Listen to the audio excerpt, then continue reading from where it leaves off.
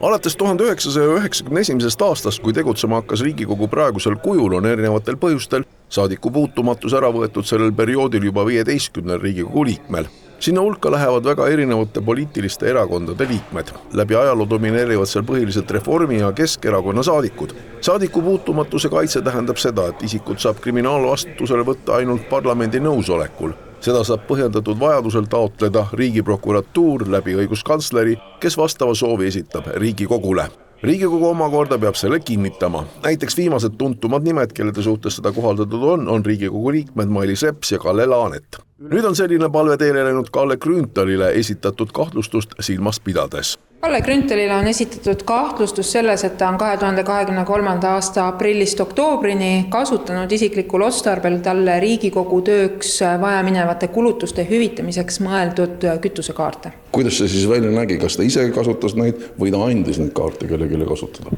See on juba menetluse selline detail, millest räägiks siis, kui asi läheb süüdistusega kohtusse.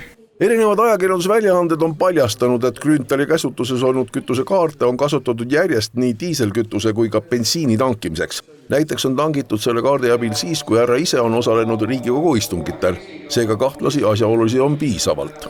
Ja summad, kus härra Grünthali kütusekaart mööda Eestit sõitis ja autosid seal tankis on ka ikkagi suured. Selle perioodi peale 3000 eurot pole mitte väike summa. Kahtlustus on juba piisavalt konkreetne selleks, et esitada ka Kalle Grünthalile süüdistus selleks puhuks, kui saadiku puutumatus ära võetakse.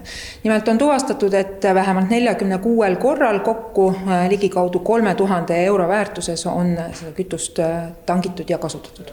Grünthal ise telefonikõnedele ei reageerinud. Tema hetkemissioon on võidelda mobiilsete kiiruskaamerate kasutamise vastu, mis ei ole tähistatud. See asi puudutab kiiruskaameraid, mis on mobiilsed. Kindlasti te panite tähele, et ma möödunud nädal tegin postituse, kus mobiilsete kiiruskaamerate osas ei olnud sellist märki videovalve. Ja huvitav oli jälgida neid kommentaare, kes leidsid, et peabki kiiruse ületajaid trahvima, aga asi pole selles. Asi on selles, et ka politsei peab seadust täitma. Pikaaegne EKRE erakonna saadik Kalle Grünthal visati erakonnast ja Riigikogu fraktsioonist välja 2023. aasta sügisel, kui just tuli avalikuks see sama juhtum, et ta on kasutanud Riigikogu liikme staatusest tulenevalt kütusehüvitist valesti. Ka selle aasta septembris tuli signaale, et Grünthal on esitanud taas kuluhüvitisena hotelliarve, mis ei peaks kuuluma hüvitamisele. Seda positsiooni kahtlustuse esitamisel pole arvesse võetud.